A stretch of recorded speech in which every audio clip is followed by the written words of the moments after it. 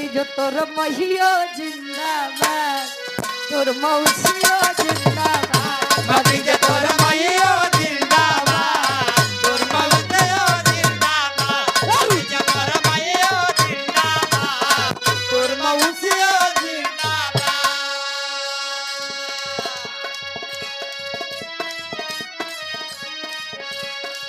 ₹2 हो ₹2 ₹2 हो ₹2 ₹2 हो ₹2 ₹2 हो ₹2 साया रंगाई पौने ₹2 हो साया रंगाई पौने ₹2 हो चोली रंगाई पौने ₹2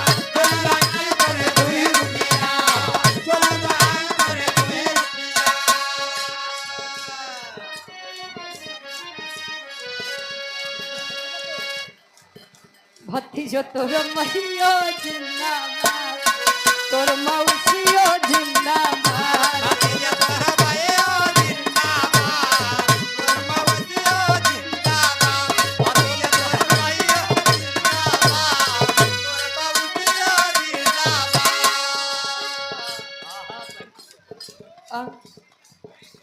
कोनो बढ़िया होले गीत लैला बा ए भैया ठीक बा यदुवन से जी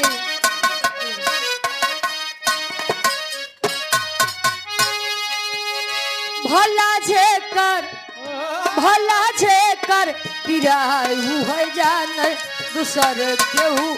का जाने भला जे कर पिरायु है जाने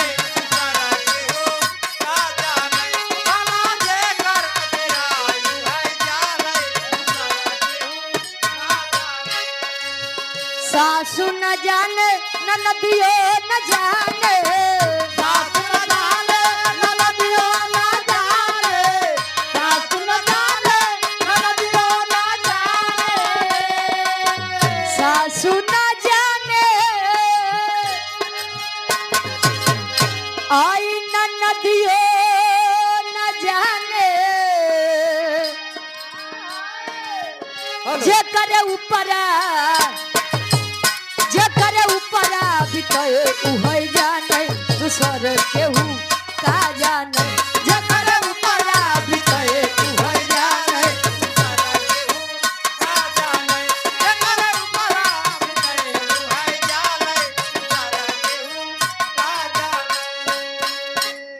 दिखाई ई बड़ी मिल जाएगी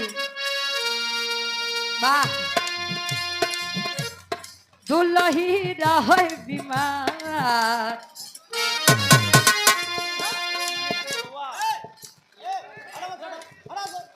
₹20 में 20 बार बोलो हुआ अब दुल्ही रहे बीमार दुल्ही रहे बीमार निरहुआ निरहुआ निरहुआ सटल रहे दुल्ही रहे बीमार निरहुआ सटल रहे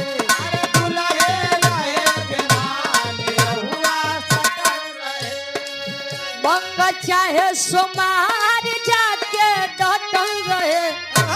मकर चाहे सोमार जाके डटल रहे दुल्ही दुल्ही रहे बीमार निरहुआ निरहुआ निरहुआ सटल रहे दुल्ही रहे बीमार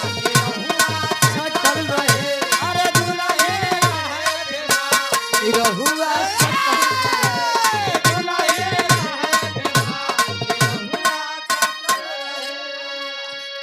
घरवे में खाला नहाला उता घरवे में खाला नहाला उता घरवे में खाला नहाला नहीं तनिको से तनिको दे डाला नहीं केहू से उनको ला जाला नहीं केहू से उनको ला जाला। और पुनः हमारे गार्जियन या कार्यक्रम के आयोजक साहब उदय राज पटेल जी जिला पंचायत भावी प्रत्याशी है वार्ड नंबर 40 से पुनः 500 का सम्मान बहुत बहुत धन्यवाद आशीर्वाद के चारे।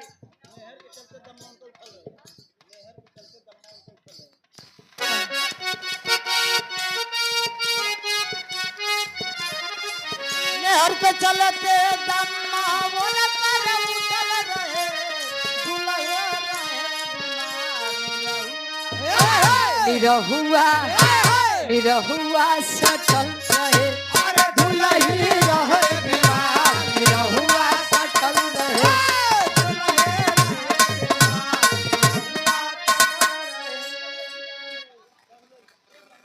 भैया एक एक लाइन अब एक लाइन में ओकर बाद यदुवंश गीत तैयार है।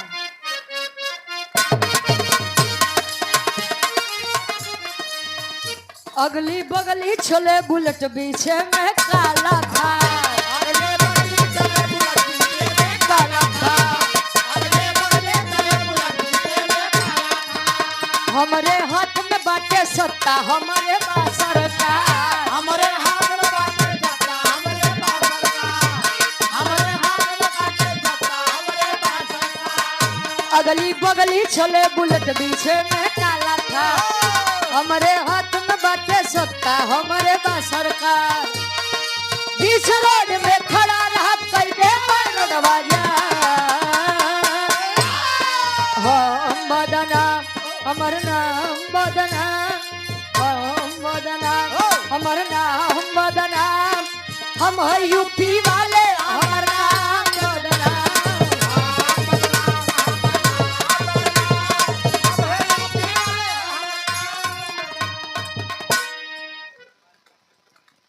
बाल कलाकार अभयराज पटेल जी वार्ड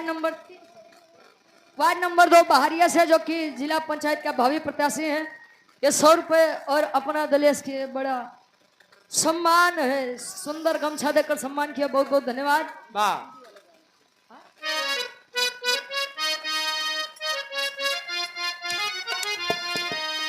मार दिया जाए कि छोड़ दिया जाए बोल तेरे साथ का सुलूक किया जाए। मार दिया जाए कि छोड़ दिया जाए बोल तेरे साथ का सुलूक किया जाए।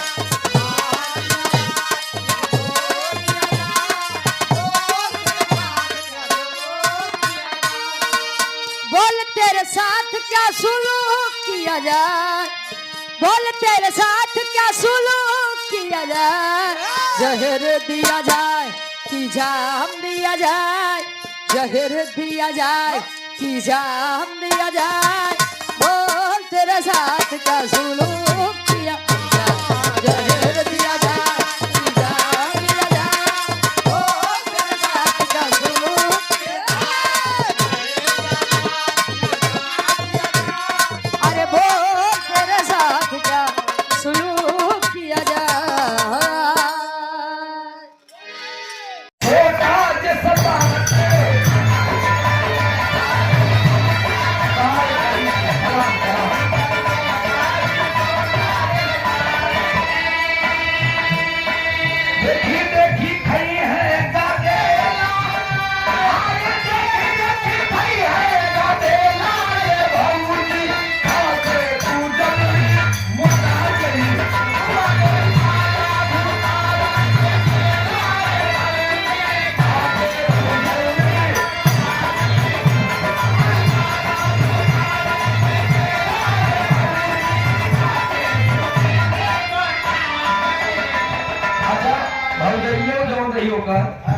बड़ी लबर चटनी में है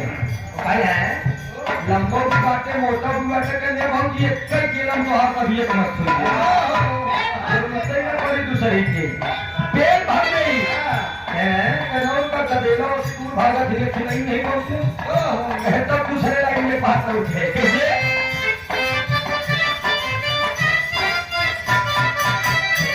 हाथों से थमाए दे गोरे गोरे आवाज से धीरे धीरे छीला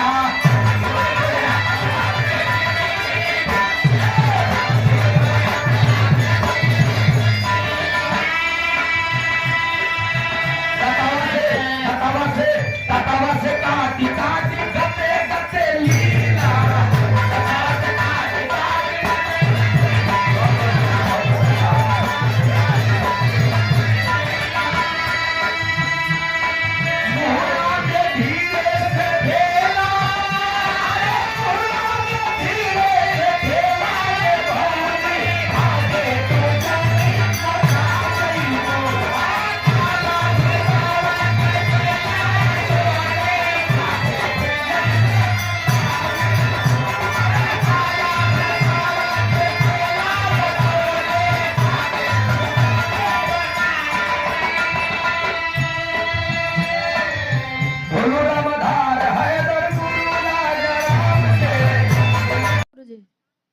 समय से बता गालो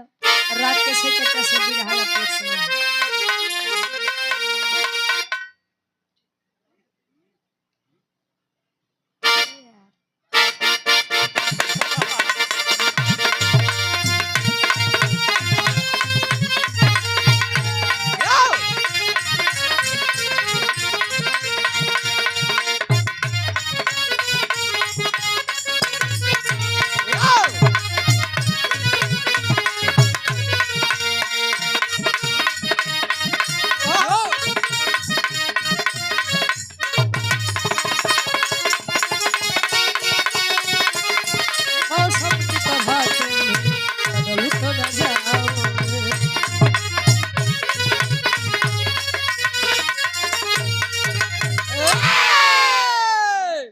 रवि यादव सालुकपुरा से 20 रुपया बहुत बहुत धन्यवाद भैया के। और ये उमा शंकर पाल भावी प्रधान प्रत्याशी ग्राम साथर की 5 सजमी से 100 रुपया। क्या कहना अब एक समाज के लिए अच्छा देखा आज के मर्दन और पहले के मर्दन में काय अंतर है राकेश चाहे तनी से कवि जी बेलवरिया गीत में फरियावे के कोशिश करत है। एक बात देखो रुक जा बुरा हुई के लागे जे वैसे ने होई कहे काना रहा खोच जाए छिनार रहा टोक जाए नहीं बतू तो वही आदमी जानत बा यार वाह से ठीक है बा हैदर गुरुजी एक गीत गावत रहन कि दुश्मन मिले सवेरे मगर मतलबी यार न मिले और अड़ुआ रहा जन्म भर मगर कर कसा नार ना मिली ए आओ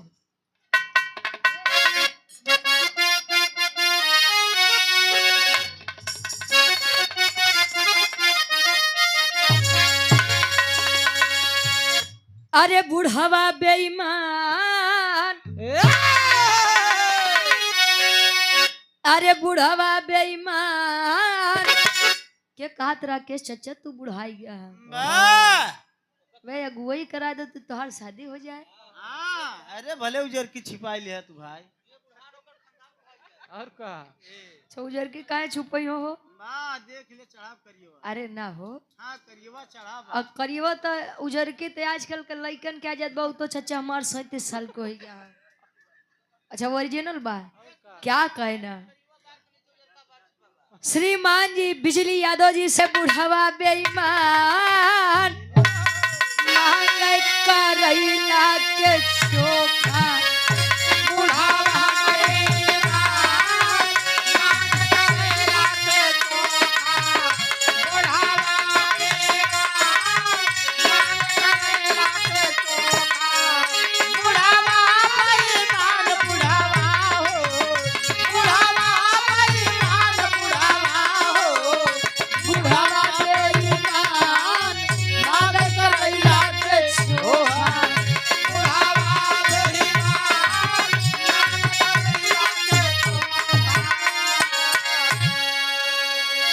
बुढ़ावा बेईमान मांगे करैला के चोखा और ढेर आदमी जैसे हमारे सुधाकर भैया जैसा रहे और मान लो उनका दुल्ही अगर उनके पाई यहाँ तक पता नहीं बेचारों कितना भगवान भोलेनाथ के पूजा करे हुई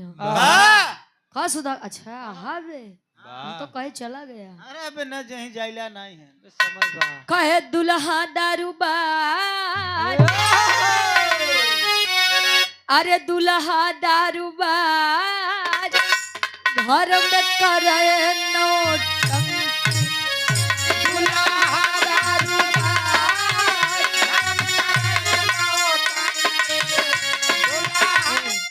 दुल्हा दारूबाज घर में करे नौटंकी। रामायण से प्रसंग आप लोग बाहर से सुना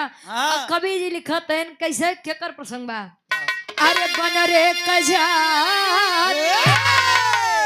अरे बन रे कजात हमके है ललकार बन रे कजात हमके है ललकार बन रे कजात हमके है ललकार बन रे कजात बन रे हो बन रे कजात बन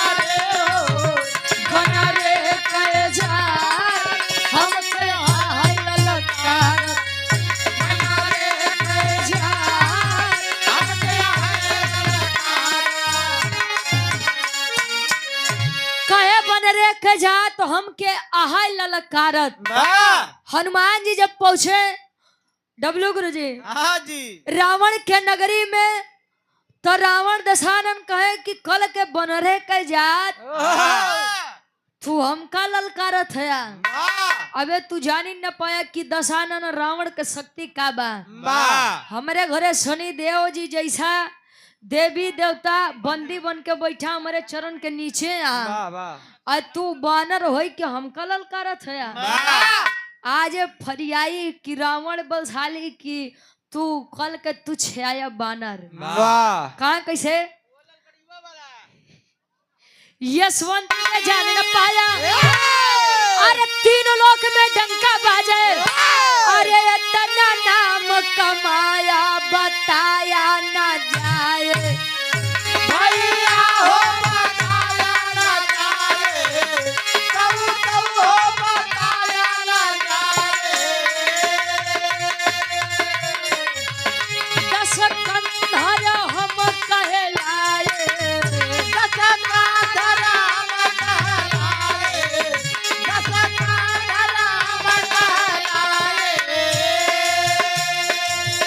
होई युद्ध घमासान कायर होई जे भले जाई बाजार, जिगर में लागल बा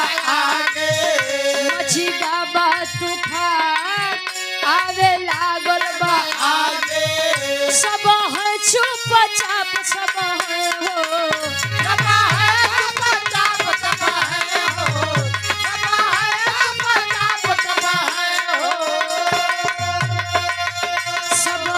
चुपचाप हमके आहल ललकारत, सब है चुपचाप।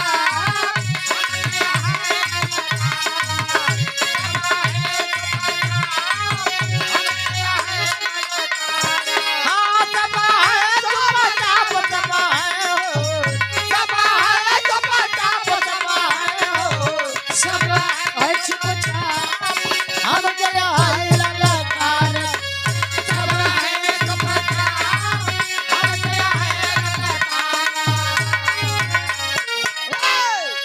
और छोटे लाल बाबूजी हमारे सराय ममरे से गार्जियन जी के द्वारा 51 रुपया बहुत बहुत धन्यवाद। अरे जिंदा है नहीं जा अरे नहीं जा उन्हें बुलाई गवाइल है अरे जा नहीं अरे तो अरे नहीं भैया हमारे पागल कुकुर थोड़ी काटे बे। अरे ना हमारे पागल कुकुर थोड़ी काटे बे। तनी सा विचार किया कहे फुदुक फुदुक क्या उछलत बाटे हम क्या जान न पाया, अरे तीन लोक में डंका बाजा इतना नाम कमाया। कहे कि तीन लोग 14 भुवन में बतावा हमार नाम बाजे। रावण रावण है और रावण के बाद तू एक बानर होई के ललकारत है। पहले के लोग कहे कि रघुकुल रीत सदा चली आई, अब प्राण जाई पर वचन न जाई। बात खातिर मर मिट जाब लेकिन बात कटे के ना चाहिए नहीं चाहिए। रावण भाई वीर आदमी कहे कि ठीक बा आज देखा जाए कि तोरे अंदर ढेर ताकत बा कि हमारे अंदर ढेर ताकत बा। हनुमान जी कहे कि ये स्वामी राजा रावण अभी भी टाइम है, अहंकार मत करो, झुक जाओ। अच्छा हम रामायण पूरी देखे लेकिन रावण की मुझे बात अंत में बड़ी प्यारी लगी थी। रावण बोला कि रावण मर सकता है लेकिन रावण झुक नहीं सकता है। जिंदगी सबको मिलती है और जिंदगी में जो डर डर के जीता है वो जिंदगी में एक बार नहीं पता नहीं कितनी बार मरता है, और जो डर कर नहीं जीता है उसे मरना है ही। वह एक ही बार जीवन में मरता है, वो भी अपनी मौत पर मरता है। ये मर्दन के निशानी बा। पहले के मर्द मोछ ऐंठ के बात बोले जज्बाती, अब के मर्द मुछमुंडा हो गए तनिको शर्म नहीं आती। अरे वाह कहो गुरु जी हाँ हाँ और का पहले के आदमी मोछा उछा रखे में बड़ा शौकीन है। इनका छोटे लाल बाबू जी कहूँ मोछा ऊपर रखे के उच्च मुछ कहाँ है, और नीचे वाला रखा है तो के नीच मुच का नीच मुछ कहा है। तीसरे नंबर पे गुच्छ मुछ, चौथे नंबर पर छुछ मुछ। वाह और जे करे हइयो बहु चिकन कराए के चलत है। वाह ऐसे राकेश चचा अरे आप बदे ना और चाची कहीं बिगड़ी हैं? उनके गलत हुई। अरे यार तू ढेर देखा जाता है अरे हम देखला के तने पानी में बा पानी क्या करे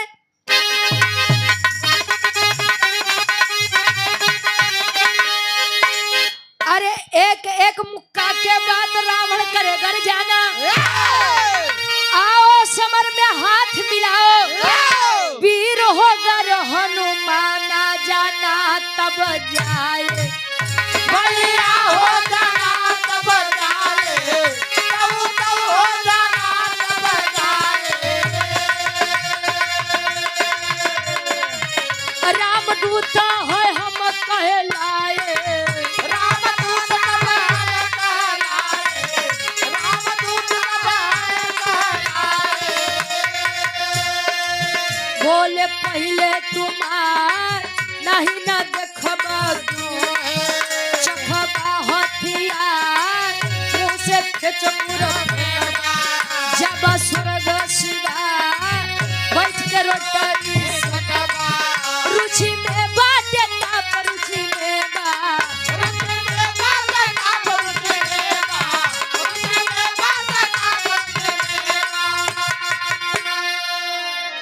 हनुमान जी कहे ठीक बा एक काम कर पहले एक मुक्का तू मारा रावण कहे न हम 10 कंधर एक ही मुक्का में तो तू बनरे के जा तो लपेटी न उठबा यार की करे अच्छा पहले के आदमी के मोछा नहीं रहे तो तले पूछ रहा है गुरुजी अजले पूछ हैरान तले मोछा आएगा कहे कि एक मुक्का पहले तू मारा कहे ना पहले तू मारा रावण कहे रहा सरऊ यार तो पता ही लागे तो अच्छा हनुमान जी का लगे जितना जोर यजमावे जितना जोर बा मंजीत भैया रावण एक मुखा जले मारे तले हनुमान जी जैसे के तैसे खड़ा कहे हो ही गया जितनी मर्दानगी रही कुल दिखाई लिया बड़ा कबई से बानर बानर करत रहा तनी तू हमार झेला अब तू खड़ा हो हम मार मरवावा तू देवी देवता सोचे अरे यार कुल हनुमान जी खत्म कर दी है तो राम जी के था बड़े वनवास आए रहे अच्छा जब समझाओगा हनुमान जी कहे जा बेटा छोड़ दे थई छोड़ देते ताकि राम जी हमारा तार उद्धार करे नहीं तो फिर जान लेता है कि बनर एक बनरे में कितनी ताकत बा एक दाई मरवा ले तो पता चल जातो है अरे जिया बहादुर अच्छा गीता में भी लिखा गया है कहीं कहीं मारे वीर तो कहीं कहीं मरवाए वीर वाह ना तू गीता ढेर पढ़े यार वाह का हो हमका लागत है जले रचना होत रही तो लोग बगलिए बैठा रहे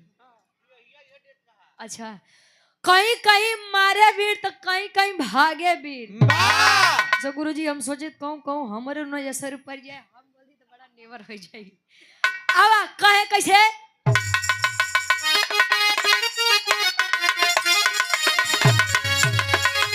रुचि में बात ताप रुचि में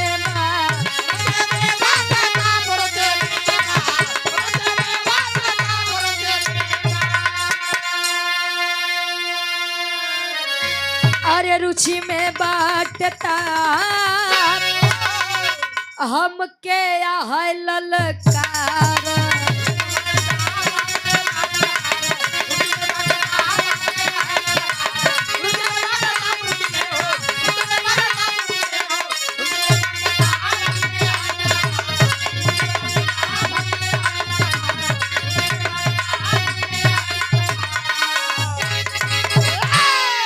बहुत बहुत धन्यवाद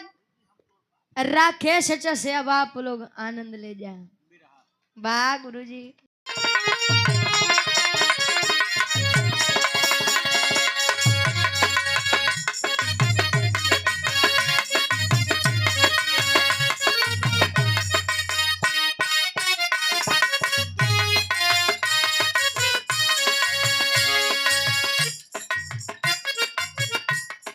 दुल्ही मनावन करे अब मान लो कोनो दुल्हा अपने दुल्ही के मनावन करे पहले के लोग कहे कि भला है बुरा है जैसा है मेरा पति मेरा देवता है अरे आज की औरतन तो काहे नहीं कहते आज के जनरेशन देखत में बुरा हाँ कहे भला बुरा चाहिए जौन होआ है तना दहेज लेके आए ही आहा और ढेर बतिया बा तो वो झाड़ू उठी आहा का गुरुजी हाँ जी जिला सुल्तानपुर अगिया बैताल आश्रम आए नगीना 100 रुपया बहुत बहुत धन्यवाद आशीर्वाद के चारे के हम बच्चे अपनी कला में कामयाब रहे दुल्हावा मनावन करेरा कैसे चाहे नकिया चढ़ौले बारो मुहावा फुलौले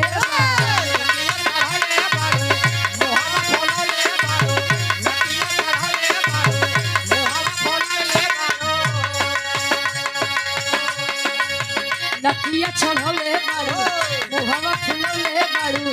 काहे बिछौना गोरी लगे बिछौले बारो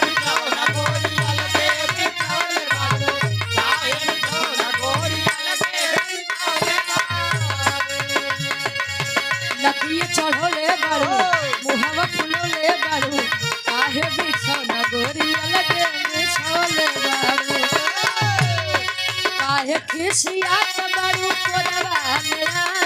दाना कमी मांगा काट रही कहे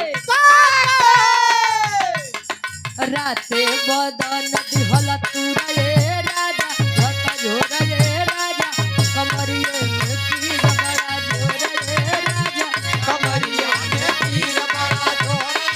राजा कमरिया में यो कमरिया में कहे राते बदन दिहला तुरे राजा झक झोरे राजा कमरिए में पीर बड़ा जोरे राजा जोरे राजा कहे तनोले ठीक है बात तनी सा हमार बात सुना क्या कहे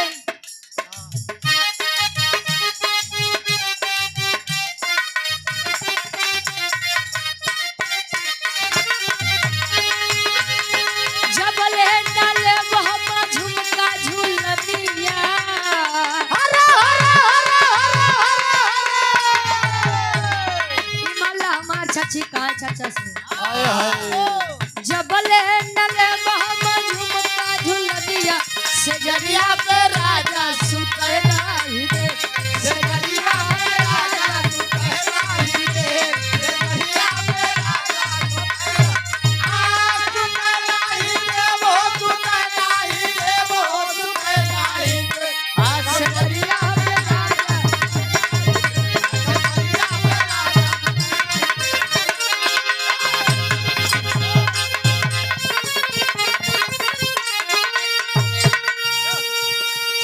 और ये अपना म्यूजिक प्रयागराज सीताराम बिरहा म्यूजिक और राधा म्यूजिक क्लब के डायरेक्टर साहब अरे वाह इमरे महेंद्र यादव दादा वाह लगत है करेंसी निकाले हाँ 100 रुपया बहुत बहुत धन्यवाद और ये पूजा म्यूजिक क्लब के डायरेक्टर साहब बड़े भाई हमारे प्रदीप प्रजापति जी उर्फ पीपी भैया वाह पी पी अरे प्रदीप प्रजापति हो हाँ हम कहीं पी पी आई हैं डबल पी अच्छा वैसे एक बात बा पी से प्रदीप पी से प्रजापति पी से पूजा पी से प्रजापति बा वाह क्या कहे ना हाँ 4 पी लग गया बा अब पी से पूर्वी कहाँ तू जाते हो हाँ मौसियाने आओ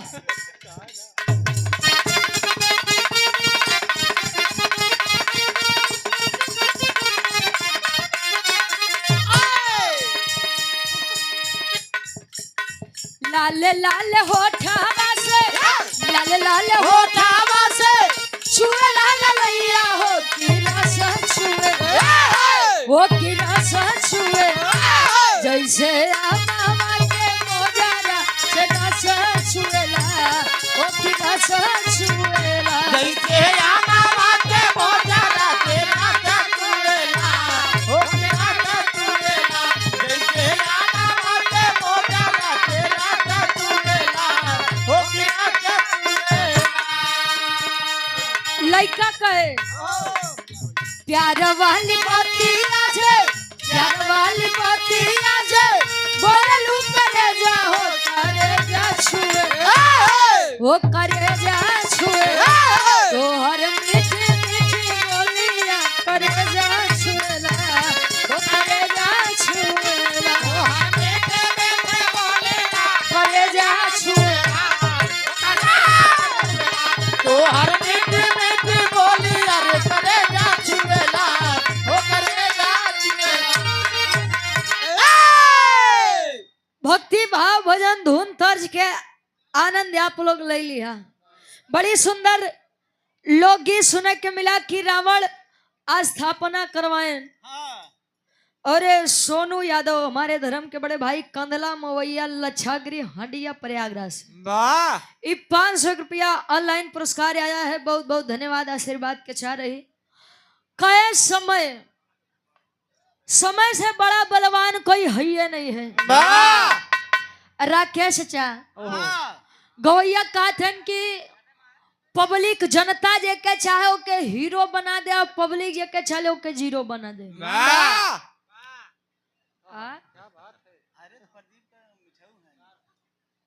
अच्छा एकदम गलत बा। वाह लोग कहे कि जनता जे के चाहे हीरो बनावे जनता जे के चाहे जीरो बनाए तो कदापि हो ही नहीं सकत। वाह आज ठीक ठाक बा आवाज पानी ठीक बा नाच कूद लेता देखे में सुंदर हाथी आदमी पूछी वाह अजने दिन आवाज तार तनी सा डैमेज होई तो ले कहीं अरे यार उ पता न का गावत है समझे नहीं आवत ऐसे बढ़िया दूसरे पता के नहीं कहिला। गावत है जिसे फटा बांस फर फर करे ऐसे बढ़िया दूसरे के बुलाइला आहा तनी सा तबीयत तार खराब होई ते आदमी तो ऐसे ने निकाल के फेंकी जैसे दूध में पड़ी माछी हो। वाह तो समय जे के चाले हो के हीरो बना दे और समय जे के चाले हो के जीरो बना दे। वाह उस समय रहे कि रावण दशानन कहलाया वो समय ही था वो विधि का विधान ही था कि रावण अपना सारा भेद अपने छोटे भाई विभीषण को बता दिया। कहे अपनों से तो गैर ही अच्छे घर का भेदी लंका ढाए घर में छिपे विभीषण को खोज लीजिए विनाश होगा ही नहीं। वाह रावण का तो ढेर आदमी खोजले थे का हो। और बबलू भाई हमारे बबलू बजती पूर्व व भावी जिला पंचायत प्रत्याशी वार्ड नंबर 1 प्रतापपुर से धोनी यादव मियापुर एक होली गीत जरूर गाइए। समाज आपके साथ है रुचि यादव जिंदाबाद यादव समाज जिंदाबाद। वाह ये हमारे बड़े भाई के द्वारा 101 रुपए का सम्मान भैया बहुत बहुत धन्यवाद। थोड़े बेलवरिया गा दें का अच्छा ठीक।